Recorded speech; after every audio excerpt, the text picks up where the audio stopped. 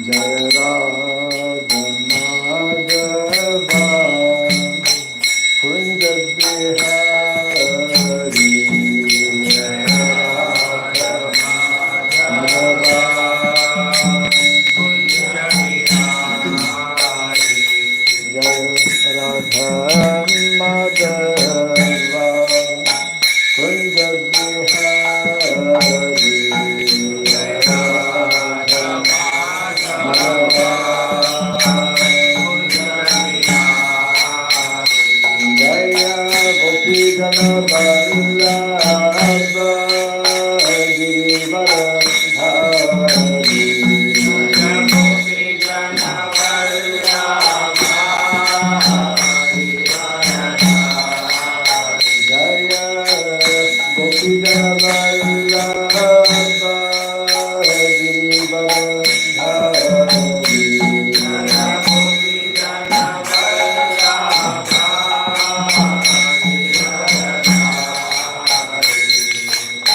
Yashodanandana Vrajadarandana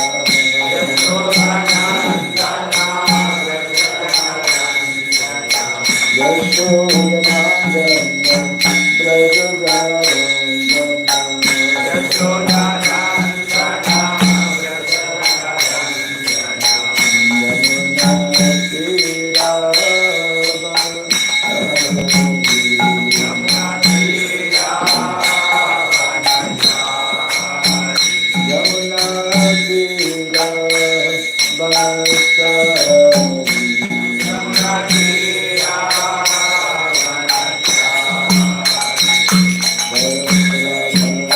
Madhava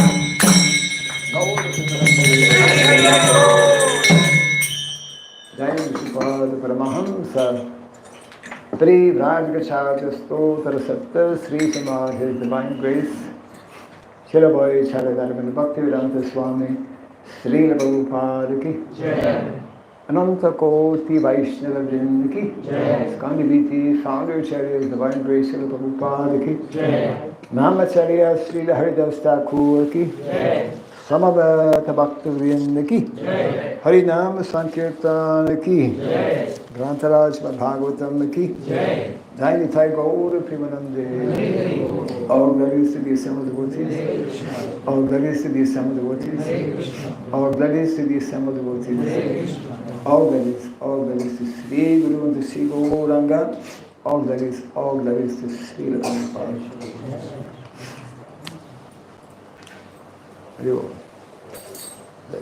Hare Krishna. Hare Krishna.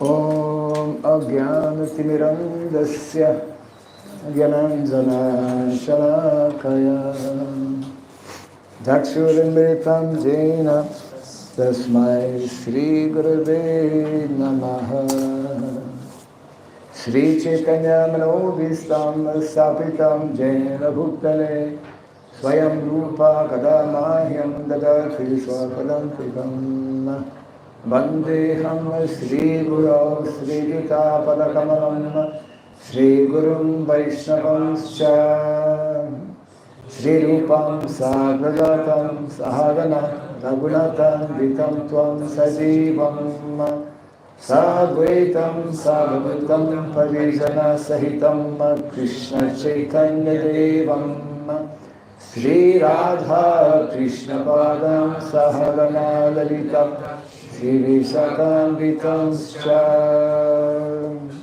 Hai Krishna Karuna Sindhu Dinabandhu Jagatpate Gopisha Gopika Kanta Radha Kanta Namostute Taptaka Sana Gaurangi Radhe Vrindavaneshwari Vrishabhanusute Devi Pranamami Hare Priye Vansakalpatarubhyascha Kripa Sindhubhya eva cha Patitanam Pavanebhyo Vaishnavebhyo Namo Namaha Narayanam Namaskritya Naram Chaiva Narottamam Devim Saraswatim Vyasam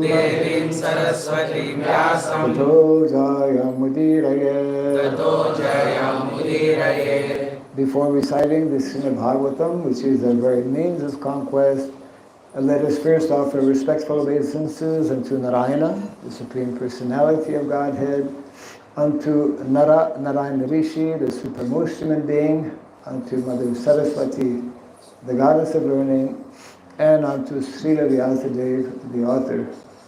Nasta Prayesha Badreshu Nityam Bhagavata Sevaya Bhagavati Tamashloke Bhaktir Bhavati Naistiki. By regularly hearing the Srimad Bhagavatam and by rendering service unto the pure devotee, all that is troublesome within the heart becomes destroyed practically to nil, and loving devotional service unto the Supreme Lord, who is praised with transcendental songs, it becomes established as an irrevocable fact. Idam Bhagavatam Nama Puranam Brahma Samhitam Uttama Shloka Charitam Chakara Bhagavan Rishi Nishreyasaya Lokasya Dhanyam Swasyayanam Maha. This Srimad Bhagavatam, known as the Grantaraj, the king of all Vedic literatures, is the literary incarnation of God. It is compiled by the incarnation of God as Srila Vyasadeva. It is meant for the ultimate good of all people. It is all successful, all blissful, and all perfect. Sri Krishna Chaitanya Prabhu Nityananda Sri Advaita Gadadhara Sri Vasadi Gaura Bhakta Vrinda Hare Krishna Krishna Krishna Krishna Hare Hare Hare Rama Rama Rama Hare Hare Om Namo Bhagavate Vasudevaya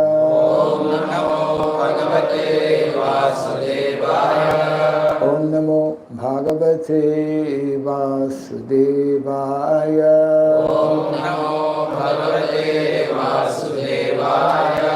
Om Namo Bhagavate Vasudevaya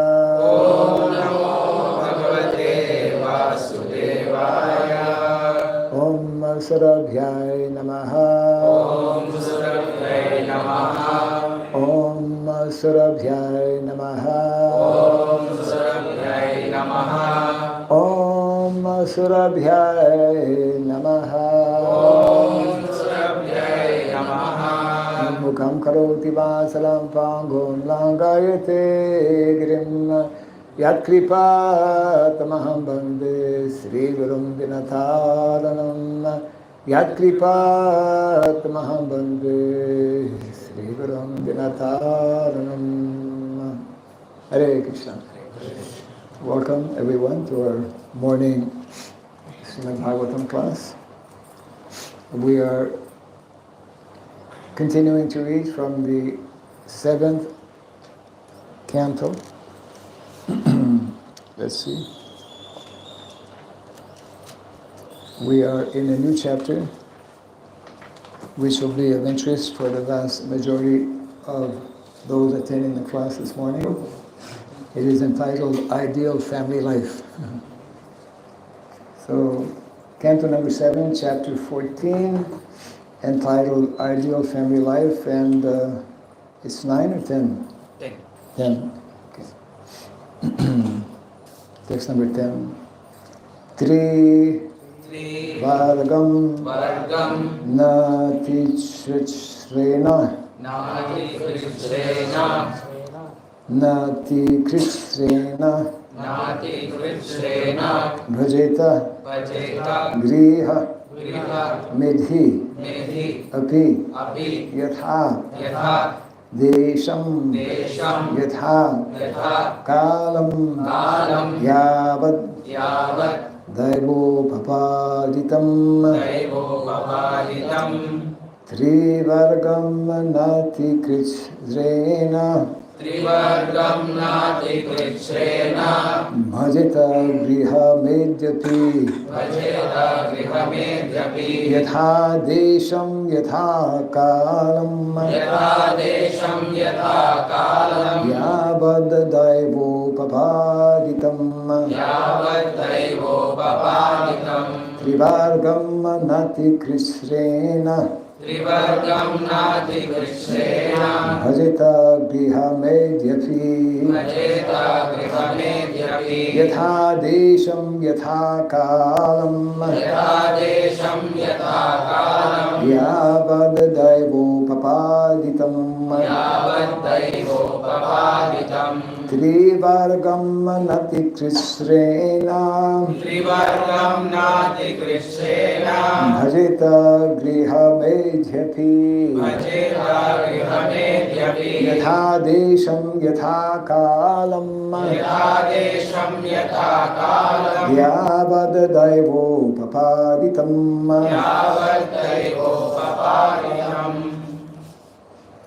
Trivargam Nati Krichrena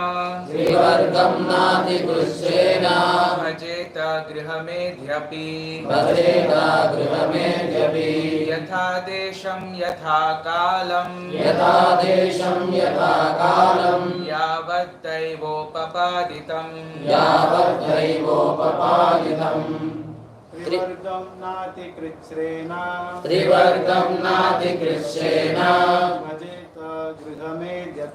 Bhajeta Grihamedhyapi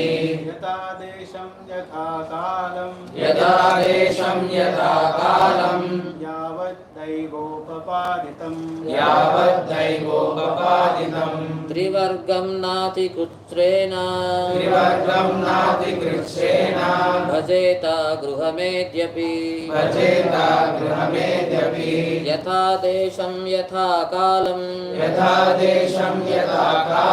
Yavat Daivo Papaditam Ladies, Mataji. Trivargam Nati Krishna Bhajeta Grihamedhyapi Yatha Desham Yatha Kalam Yavat Daivo Papaditam Trivargam. Three principles, namely religiosity, economic development, and sense gratification. Not. Ati Krishrena, by very severe endeavor. Bhajeta, should execute. Grihamedhi, a person interested only in family life. Api, although. Yatha Desham, according to the place. Yatha Kalam, according to the time. Yavat, as much as. Daiva, by the grace of the Lord. Upapaditam, obtained. Translation and purport by His Divine Grace A.C. Bhaktivedanta Swami Srila Prabhupada Ki. Jai. Even if one is a householder rather than a brahmachari, a sannyasi, or a vanaprastha, one should not endeavor very hard for religiosity, economic development, or satisfaction of the senses. Igra karma. Can you repeat after me?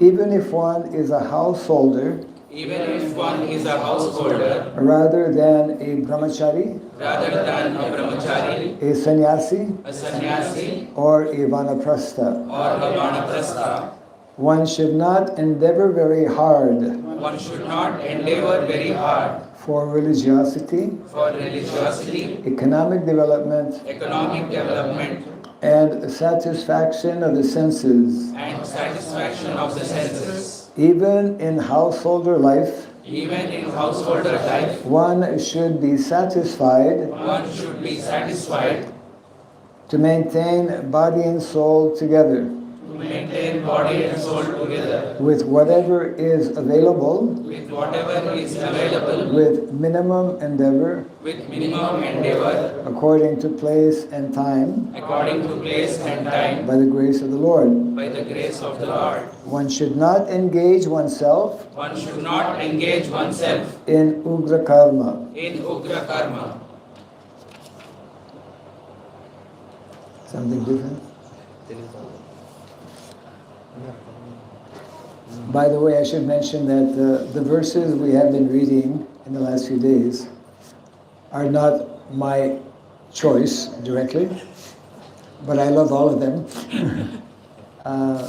They are taken from a very special section of the Bhagavatam, for those who may be less familiar, which is the last 5 chapters of the 7th canto, where Srila Narada Muni, one of our foremost authorities, as we mentioned yesterday, on the science of bhakti and also on the science of varnasrama dharma, is very elaborately speaking, explaining to Yudhishthira Maharaj various aspects. And this is a very important text, of course, and we will now hear what Srila Prabhupada is explaining.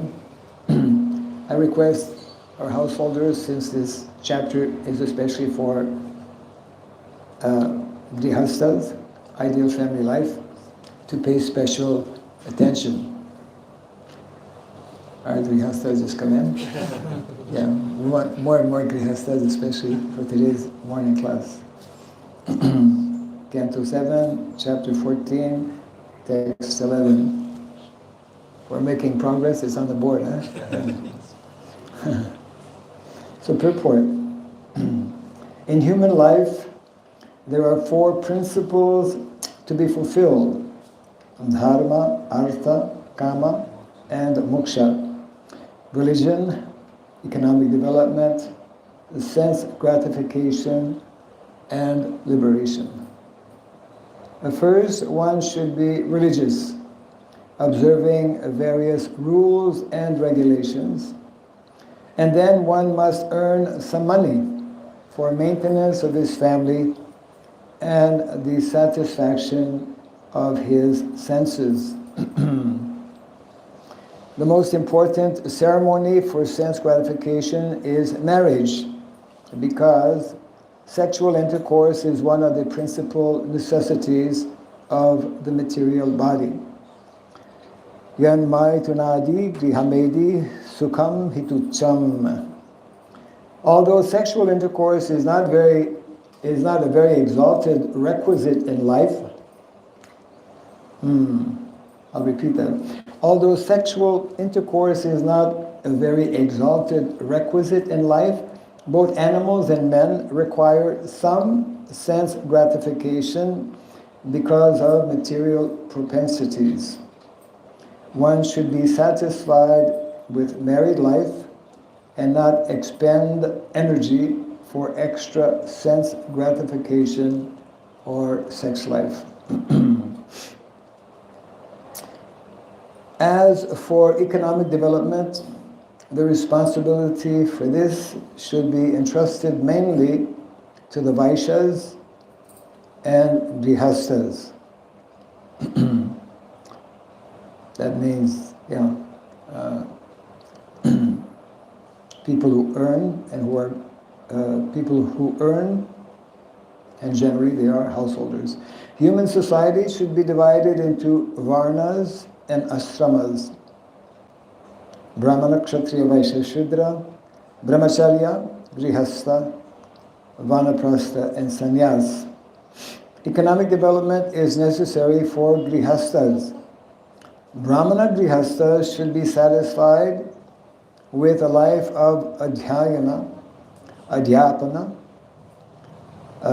yajana, and yajana, being learned scholars, teaching others to be scholars, learning how to worship the Supreme Personality of Godhead, Vishnu, and also teaching others how to worship Lord Vishnu, or even the demigods.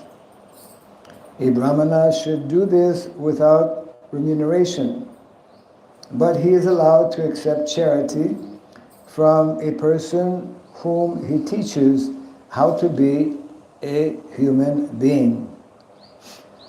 As for the Kshatriya, or the Kshatriyas, they are supposed to be the kings of the land, and the land should be distributed to the Vaishyas for agricultural activities, cow protection, and trade.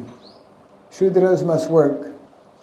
Sometimes they should engage in occupational duties as cloth manufacturers, weavers, blacksmiths, goldsmiths, brassmiths, and so on.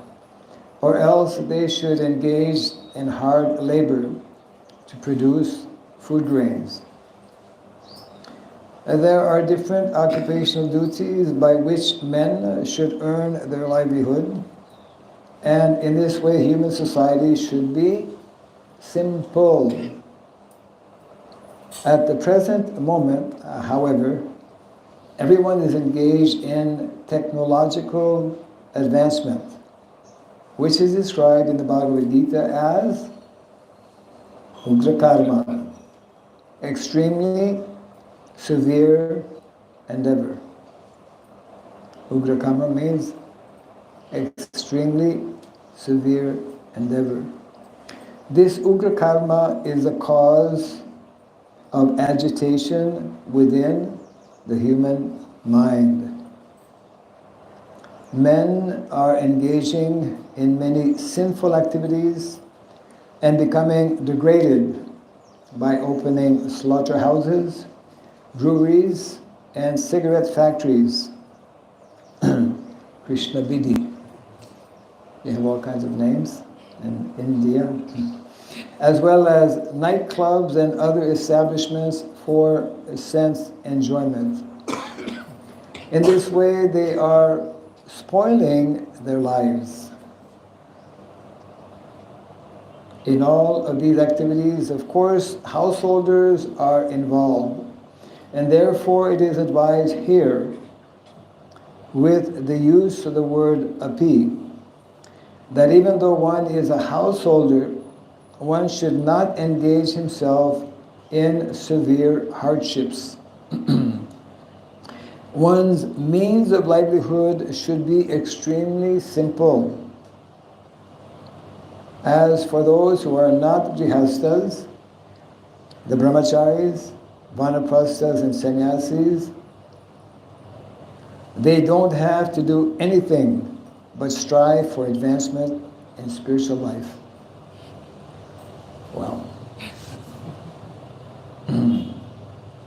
This means that 3/4 of the entire population should stop sense gratification.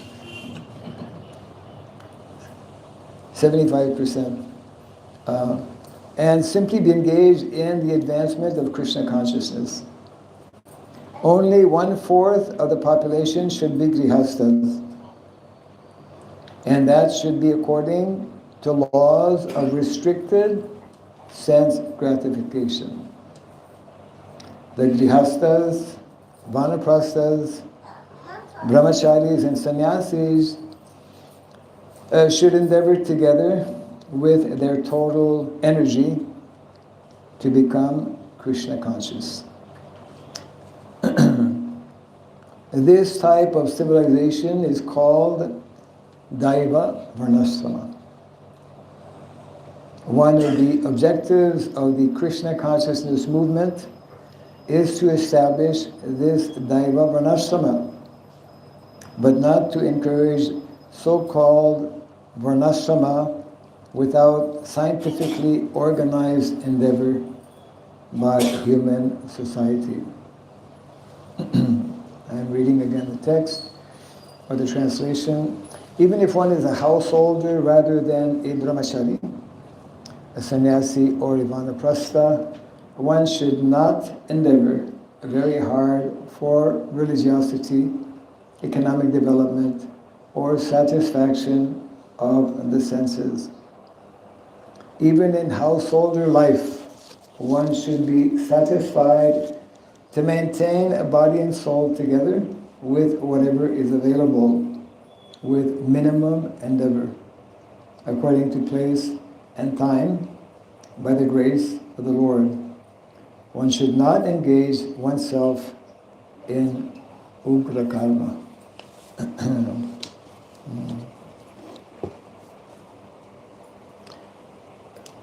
Very important text, and also, of course, purport given by Srila Prabhupada, how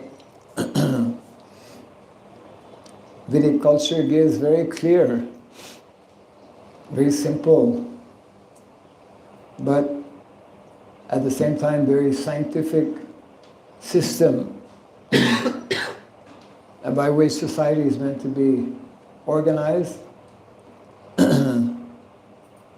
giving less emphasis, as mentioned here, actually minimizing one's activities for sense gratification, but rather arranging one's life in such a way that the maximum amount of time is actually given for spiritual progress, spiritual advancement. In the purport, Prabhupada mentions how 3/4 of the population, that's what they should be doing. The brahmacharis, those in a retired life, vanaprastha, and sannyas.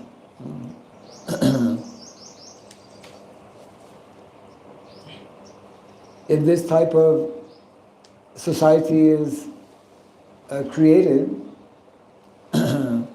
then actually there will be peace and harmony within society. And specifically, in the purport, Srila Prabhupada speaks about Daiva Varnashrama, something that within our ISKCON society we speak of occasionally.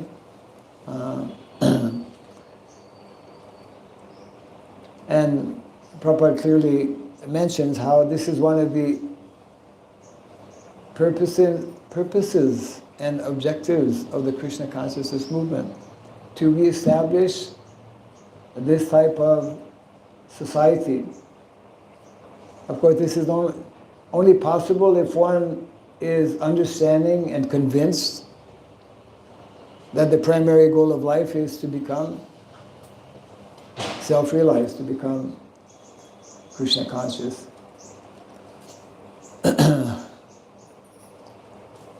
So two things which are very, very prominent in modern day society. Ugra karma, as mentioned here in the purport. Most of the activities today which are connected with modern technology, advancement of societies are based on how much one is technologically advanced, isn't it? But this type of civilization, the more one actually becomes involved and entangled in this type of civilization, which involves all kinds of technology, industry, machines. The age of Kali is the age of machines, actually. The more we become entangled in this, more difficult actually it is to even understand what to speak of putting into practice spiritual life. And therefore, it is mentioned many times in the Shastra. Srila Prabhupada also spoke about it quite extensively. Actual, normal and natural society is meant to be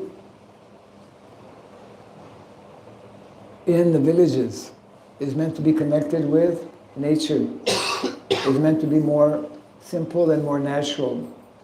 And if we analyze what is taking place in the world today, we are completely, totally going in the opposite direction, isn't it? And this is, of course, very taxing on everyone, including our own devotees, including our own devotee communities. So there's a great need actually to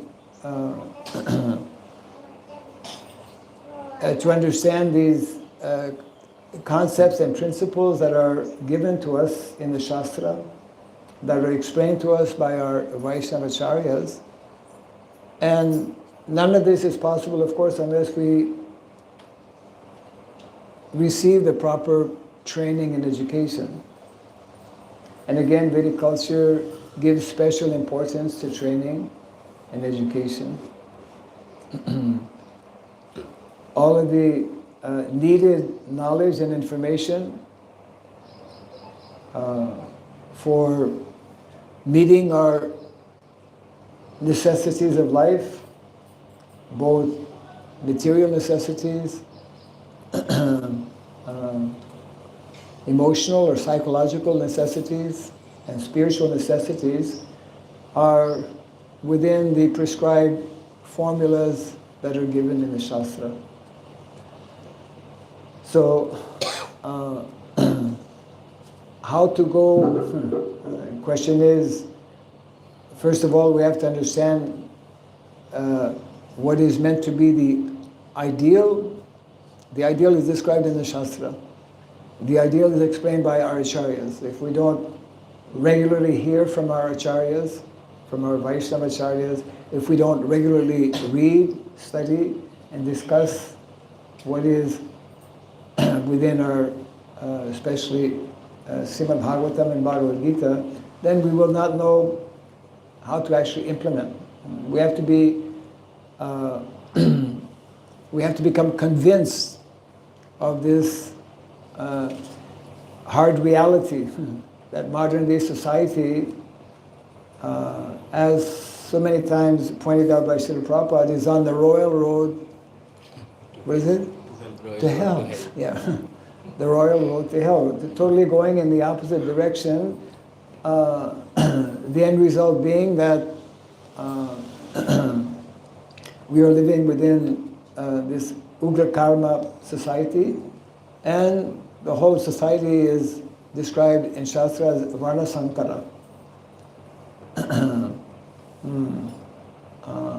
Varna Sankara means there are no more rules and regulations.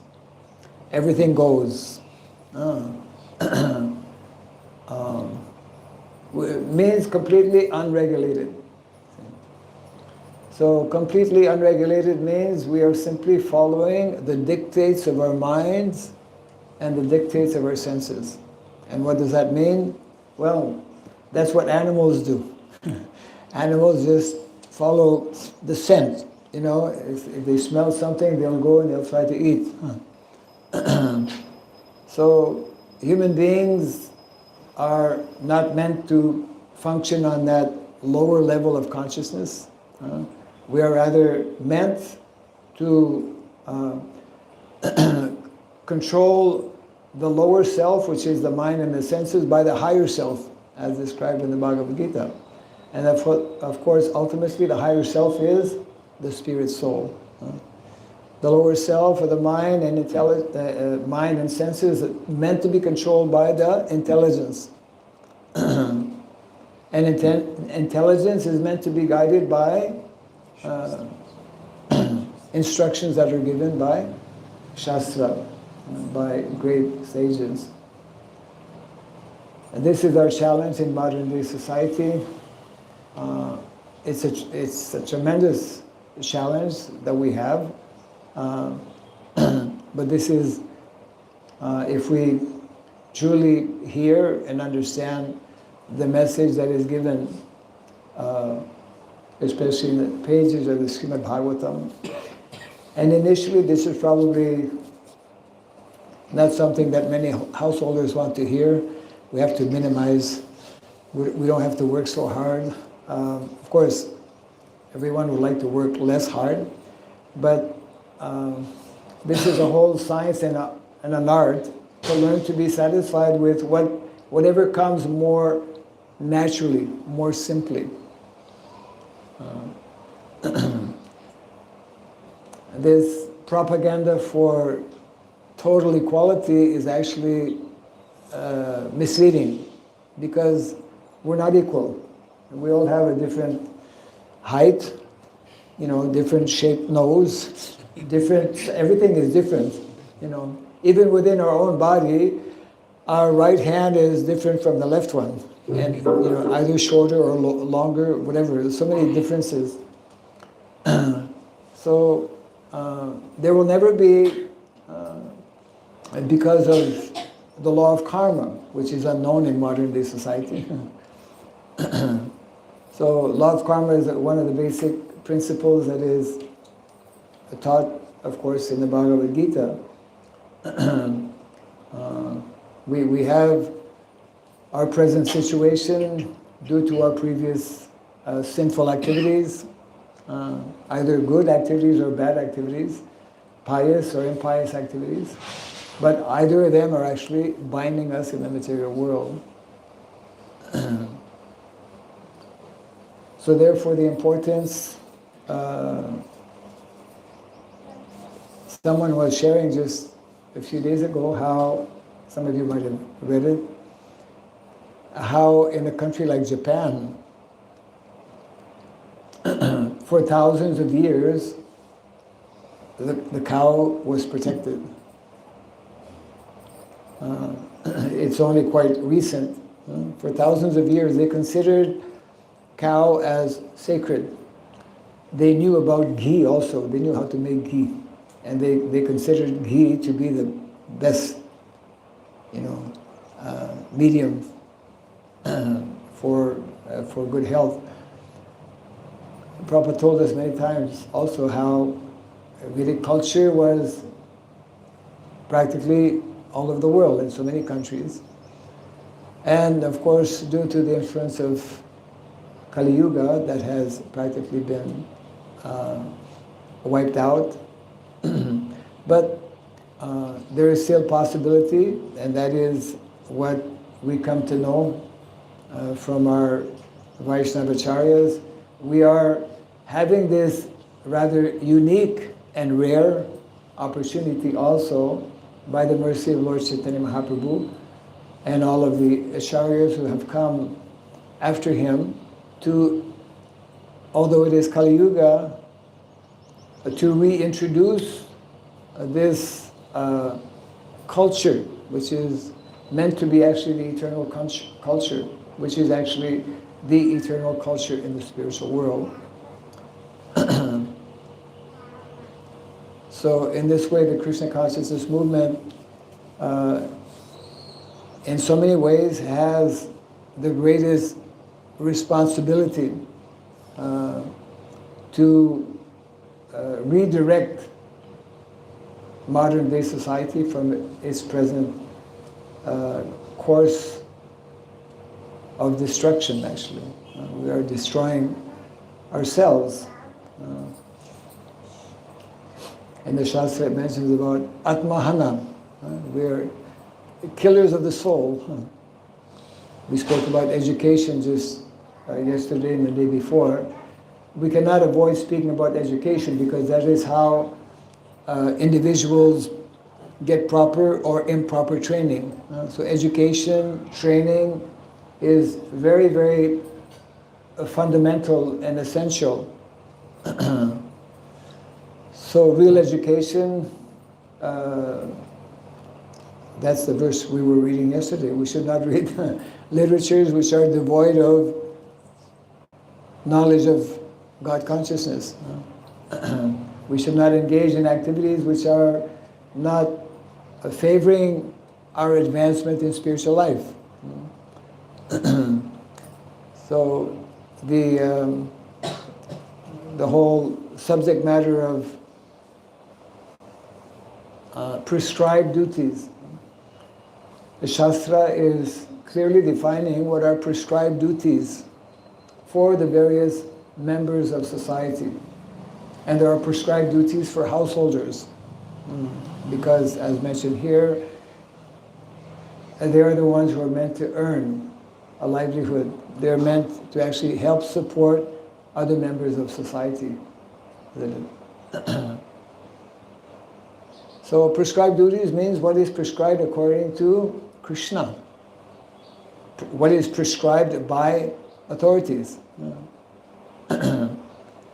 And it's a prime duty and responsibility of devotees especially to understand what are meant to be the prescribed duties for humankind, and we could say especially for devotee householders. So in this way actually householders have a tremendous responsibility in society because generally it is, as mentioned here, grihastha vaishyas, and also generally it is grihastha kshatriyas who become leaders within society. Yes.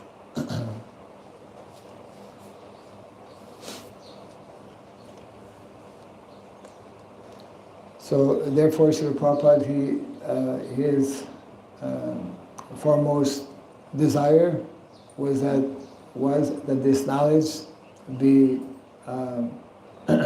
discussed, be introduced very widely, so that we train individuals who actually become qualified leaders. We are extremely lacking or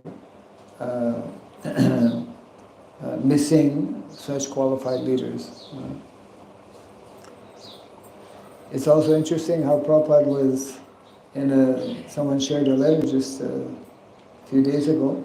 Srila Prabhupada was instructing how devotees should especially be preaching to devotees as opposed to non-devotees.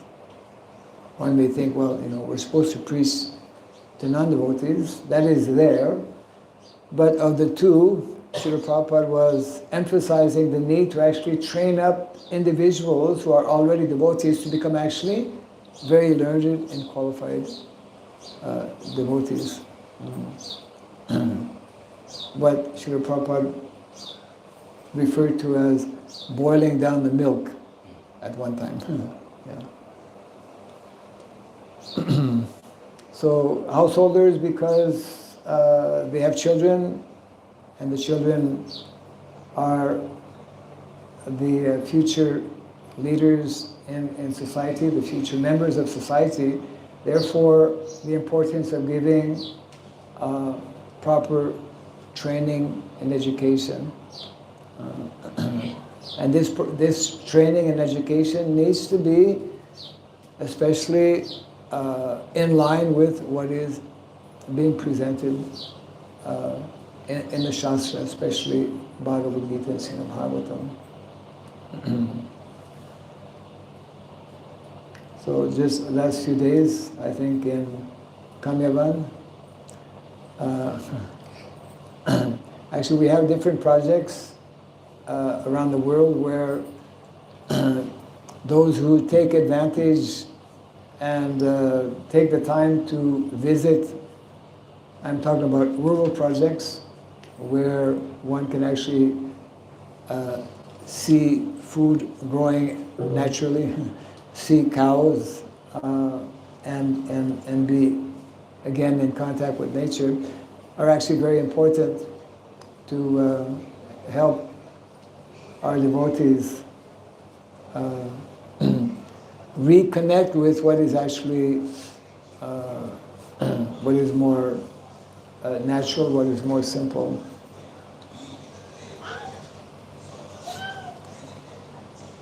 Yesterday was your last day. Sunday was last day. Sunday was the last day, right? Winded up yesterday. How many people came? The boys residentially were staying around 60 boys. 60 boys. Okay. Oh, they stayed. Stayed 3 days with us. Stayed 3 days. And we had some 40 boys coming in the mornings. Okay. We don't have facility much. Yeah. You need another building. Or, Yes. We were attending Mangalarti, chanting. yes.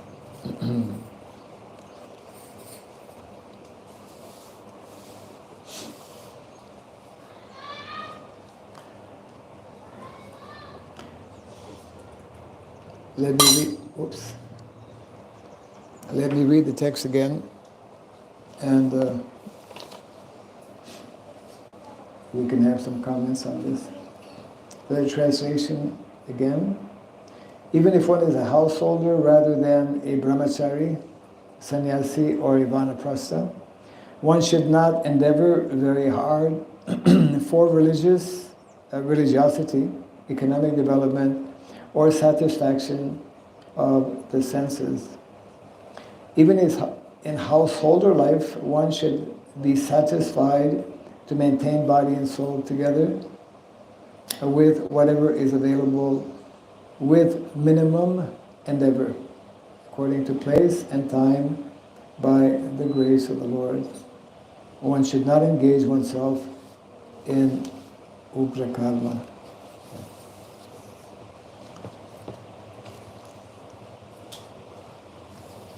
Some thoughts are, yes? So, Prabhupada mentioned this in many purports in Bhagavatam. He mentions this point in many purports, yes. And if you see the percentage of devotees shifting to the rural farms, especially Gurusthas, it's very, very small, very much. Those who are actually connected with rural projects is a very small number, yes. And when devotees were asked, Gurusthas were asked, why you're not moving to the farms? Say, if I'm a Brahman, I want to preach. In farms I cannot preach, I should be in cities.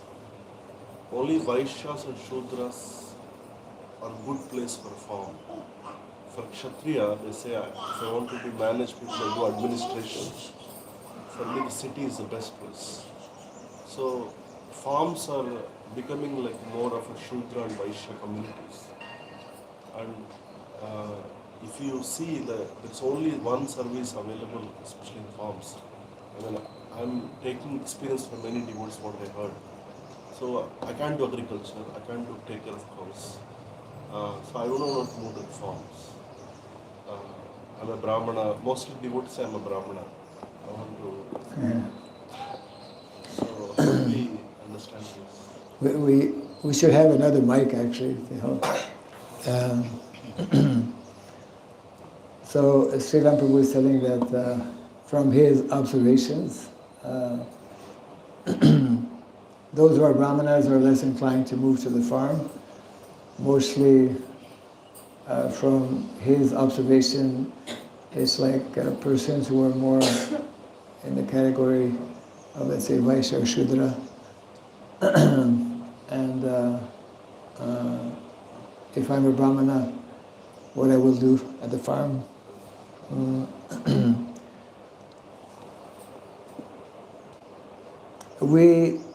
may think we have many brahmanas, but I think we have to revisit the definition of brahmana. You know, brahmana is one who spends many hours every day studying Shastra and who does personal daily worship of deities. How many such brahmanas do we have? You know, we have many devotees who have a sacred thread, but all sacred threads are not meant necessarily to be brahmana threads. Sacred threads are either brahmana thread, for brahmanas, kshatriyas or vaishyas.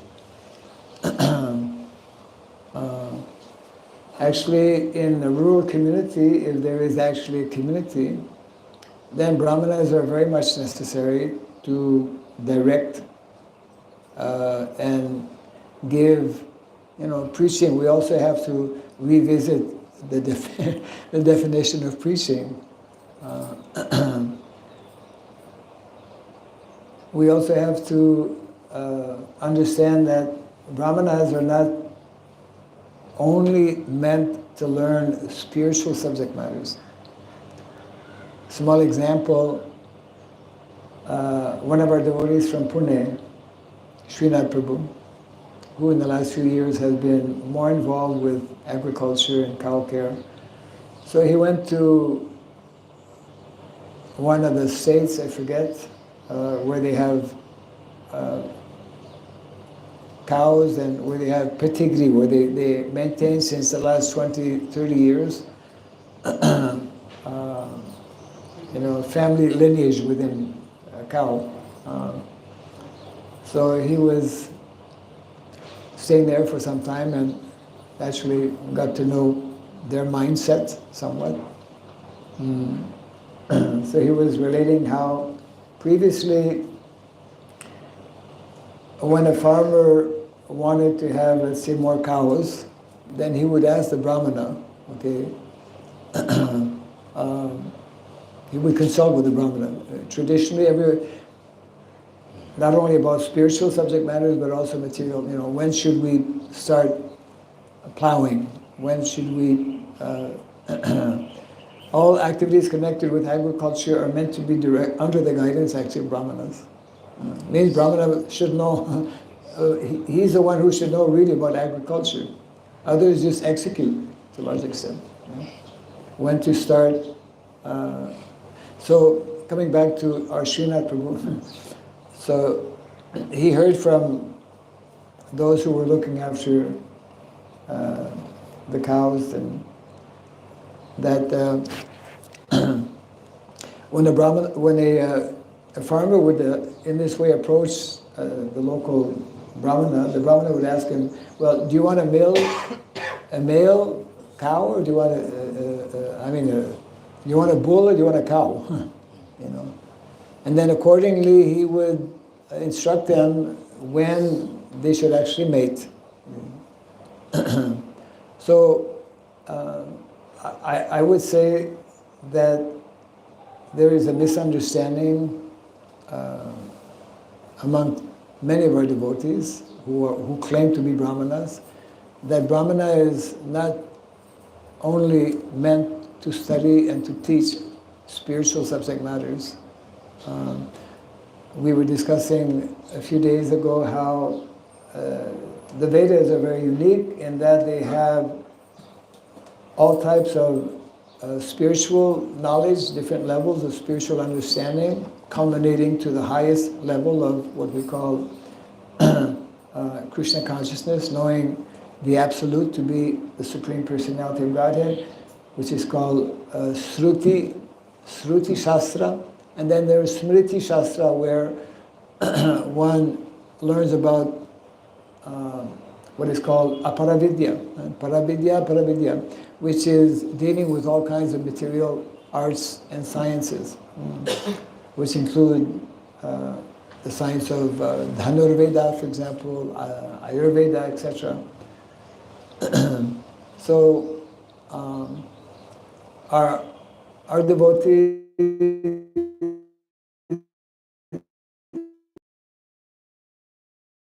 expand, broaden their understanding of what it actually means to be a Brahmana. So Brahmanas are meant to teach both spiritual as well as material sciences, but those material sciences especially that are needed for us as devotees are especially meant or become more of value when we live as we are meant to live, which is actually connected with villages, like connected with land, connected with cows. And of course, it's not at all easy because we have been for so long disconnected, and most of our devotees that have never been connected. But you see, Brahmana means one who is meant to have or supposed to have higher, more clear and deeper understanding of things, isn't it?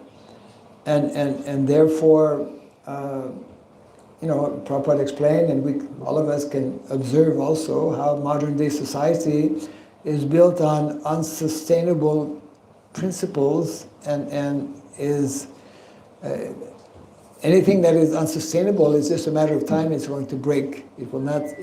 It's not sustainable by definition. But what is described as sustainable, as more simple and more natural, is the science of economics, as we've discussed, as is mentioned here also, which is, in the Vedic culture, science of economics is based on Krishi Goraksha, cows and land. And both of these are very deep sciences within themselves. And it's important for some of our devotees to learn. We very much value, for example, we have not so many, but few individuals. You were mentioning one of them you met just not so long ago, that we have some devotees who are very knowledgeable about land and agriculture. And, if we don't have proper food, we cannot live, we cannot perform our daily activities. And land and cows cannot be separated. So these topics are meant also to be subject matters that our brahmanas are meant to learn, and therefore there is a need for all 4 members of our Nashrama system to be in the villages. Means we need that type of brahmana who has this kind of understanding and knowledge, and we need also to organize. As soon as we speak of community means many families together. Somebody has to be there to manage, to direct, to govern, isn't it? So that means leader, kshatriya. So kshatriyas have to be there.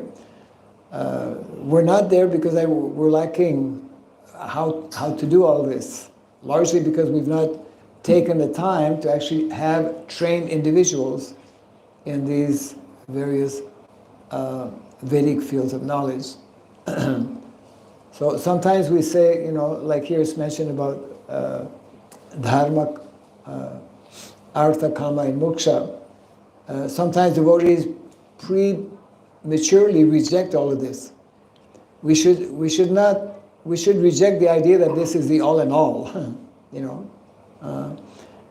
What we need to understand is that actually within this material world, these are the 4 activities that, when properly taken up,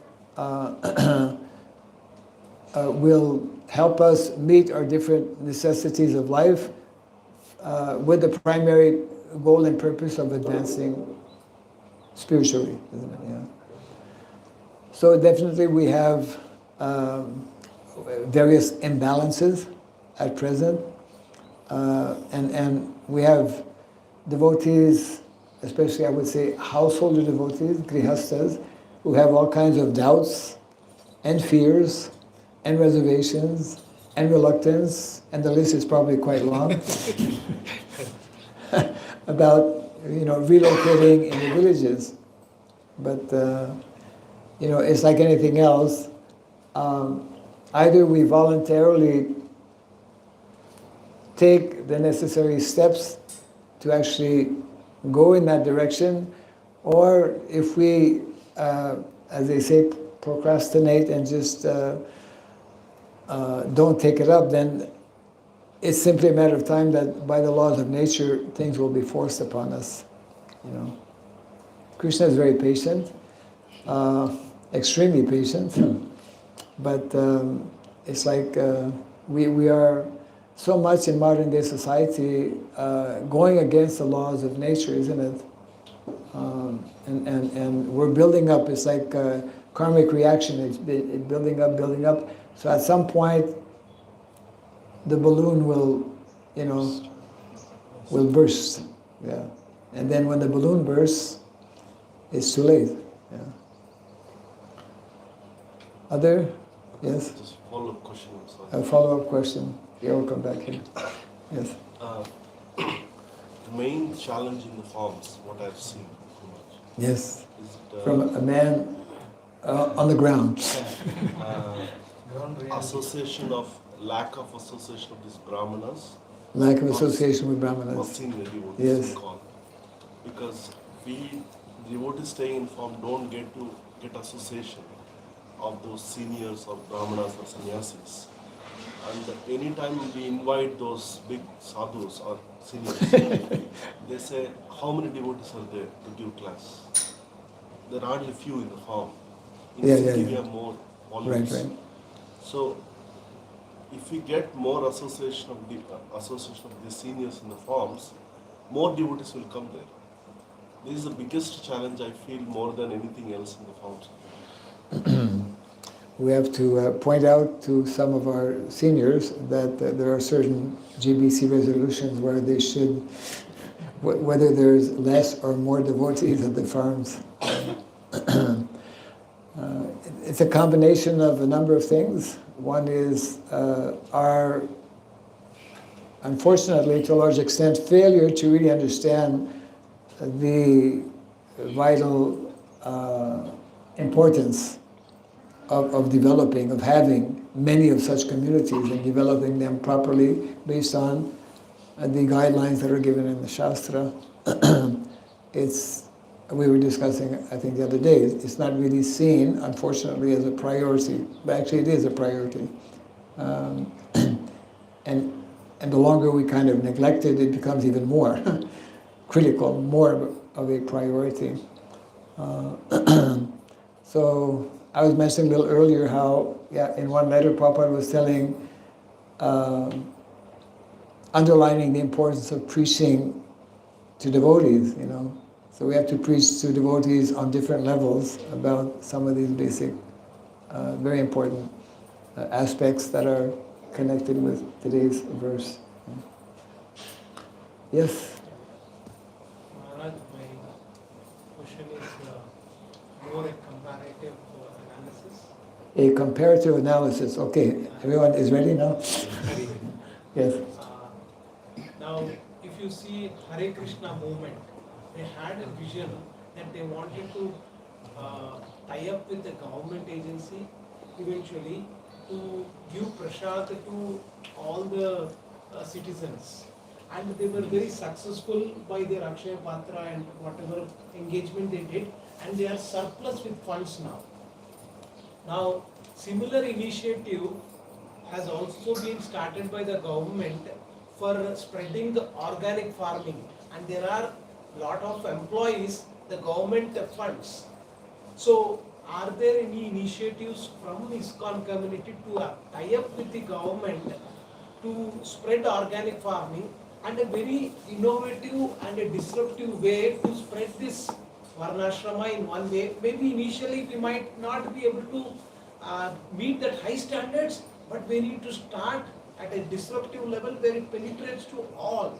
Now if you see Hare Krishna movement, the prasad is getting distributed, but everybody is consuming it. They may not know that this is Krishna prasad, but still they are able to.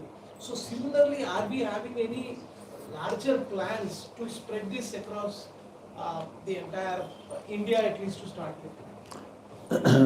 Yeah, in a general way, that is very much part of the movement to engage and to connect with individuals at various levels. And it happens differently in different countries because circumstances are very different.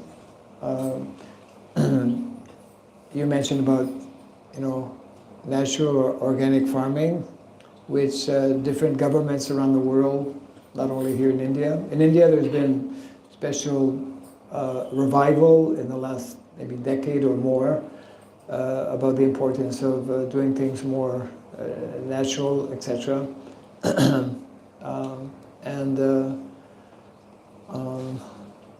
We have built in, within the ISKCON,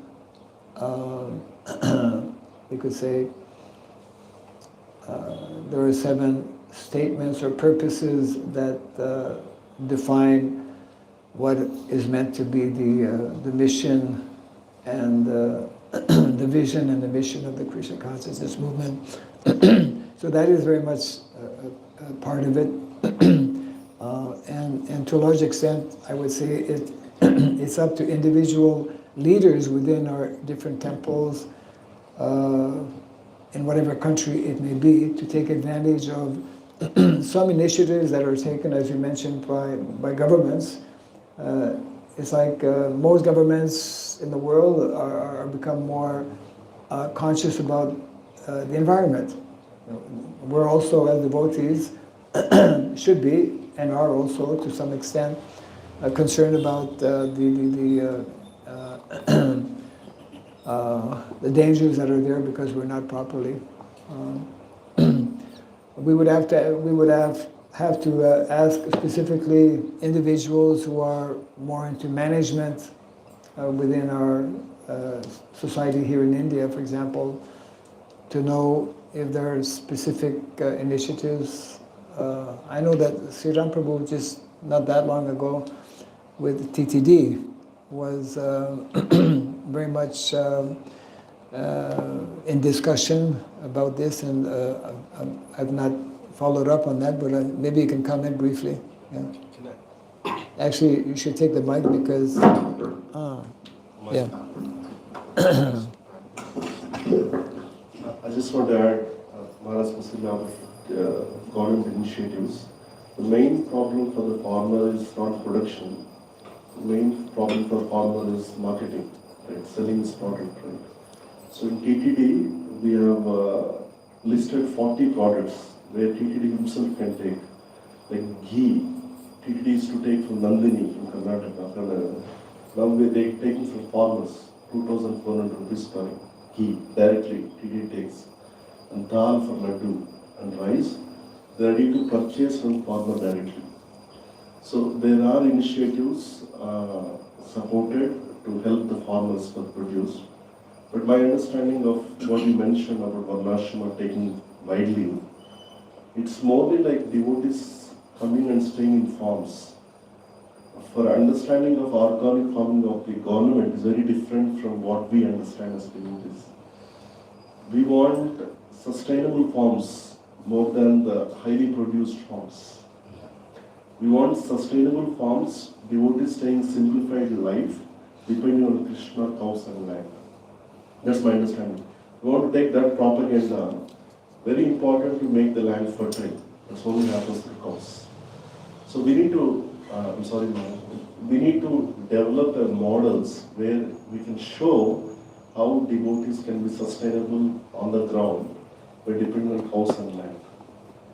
So that's my understanding, because there are a lot of organic farms in the country, but they eat meat. If you come to Hyderabad, they have a farmer. They say that if you walk on the land, they say that don't speak because the birds get disturbed. But they went to the kitchen, they were eating chicken. So that's the difference between their understanding of organic farming and ours. We really want to show how Krishna lived, how we depend on land and cows. For that, we don't need any government support. All we need is to improve our faith in Prabhupada's purpose. my addition now. So previous government has started upahara. Upahara means breakfast to the children.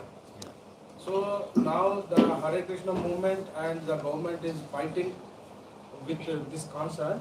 Why? Because the government is introducing egg for children. Rose cow ande. Sunday or Monday. So the Hare Krishna people are suffering with this a lot of pressure. The government is pressuring the WHO standards to our children. Yes. So now the problem is, Prabhu has explained the Bhojanamrita, Annamrita, whatever. We the people are not is supposed to give the food. We have to propagate our Siddhanta, means what Prabhupada says. Even though, of course, but the government has to given this duty to the Hare Krishna movement in front of my eyes in a previous government. So this is the problem where, so in that Bhojanamrita Vata Annapurna, there is no Prabhupada photo. Even though, so such a huge, they are giving 2 crores of the people every day in India, even the Jammu Kashmir also, but there is no face of Prabhupada. These types of initiatives, of course, we're all for prasadam distribution, but mass scale prasadam distribution, if we all lived properly, we would not need to have mass scale prasadam distribution, isn't it? It's because of we are lacking in proper understanding and proper living style. When dealing with any government around the world, we were touching on this point the other day, unless we know that leaders in a particular government are regularly attending Srimad Bhagavatam class, it's very difficult. It will be very, because they speak about organic farming and we speak about organic farming, but we mean something completely different. They speak about cow protection, we speak about cow protection, it means something completely different, you know. So there's a very important point that Sri Ram Prabhu made a few minutes ago. You know, in the Vedic culture, there's 2, mottos. Grow only what you need, produce only what you need, and use only what you produce. Very deep. If you meditate on this, actually put it on the wall somewhere and look at it. And for Vedic culture, farming is never meant to be a business undertaking. You know, we speak today of agro-business. We speak about dairy business. This is wrong. Land, actually this is nicely mentioned, nicely explained by grandfather Bhishmadev, how cows, land, and knowledge, they are the natural gifts of nature, never meant to be exploited, never meant to be considered as commodities to be sold. So in the Vedic culture, we don't sell land, we don't sell cows, we donate cows, we donate land. Donate land means that the king or those in charge, they would allow individuals to use the land. Otherwise, it becomes private ownership, especially of individuals who are not understanding the basic principles of the Vedic culture. They will exploit the land, they will misuse the land, they will sell the land, etc. So farming is actually meant primarily to help individuals. That's why on a small scale as it was before, now since the last century we're going massive grand scale and it's become a business. So what are we doing? We're actually exploiting, isn't it, Mother Nature. 30%, not only in terms of food and agriculture, but we have, statistically it is established that over 30% of the natural resources on the planet we have depleted in the last 30 years alone. So because most governments in the world are lacking in proper understanding of some basic Vedic principles and concepts, which are all connected with Sanatan Dharma. That's why no country should actually, Prabhupada mentions, no country should be promoting a particular kind of religion. But what actually every country should be promoting are the basic principles of Dharma. because those are universal. And dharma is connected with both the spiritual aspect of life as well as the material aspect of life. So farming is meant to be, farmers are meant to have a relatively small amount of land so that they can meet their different needs and necessities of life. It is said that actually one should not have more land than he can take out the weeds by hand. That kind of gets the message across, We need enough land to keep and maintain cows. Of course, we all know, not that long ago,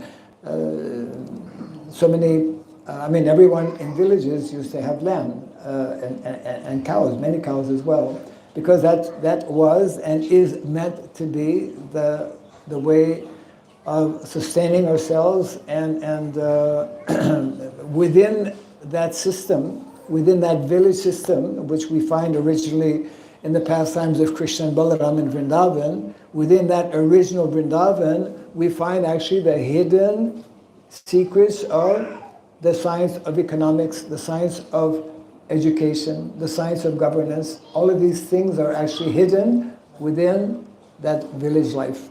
Now we are rejecting village life, thinking that this is old-fashioned, we don't need. Now we're modern, we have big cities, we have big high-rise apartments,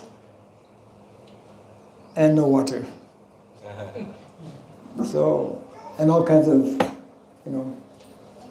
severe problems that are there. So we encourage the devotees to, tomorrow will be our last bhagavatam class here. And probably we'll be jumping to the last chapter. We've been taking a verse from, Vamsali Prabhu has been very kind to spontaneously select verses from these 5 chapters, and we're in chapter 14 today, Ideal Family Life. And tomorrow actually will be instructions for civilized human beings, I think. Yeah. So general instructions for all of us regarding what is meant to be the ideal civilization, ideal culture. Yeah. So thank you all very much. Jai Grantaraj Srimad Bhagavatam ki. Jai. Jai Srila Prabhupada ki. Jai. Gaura Premanande.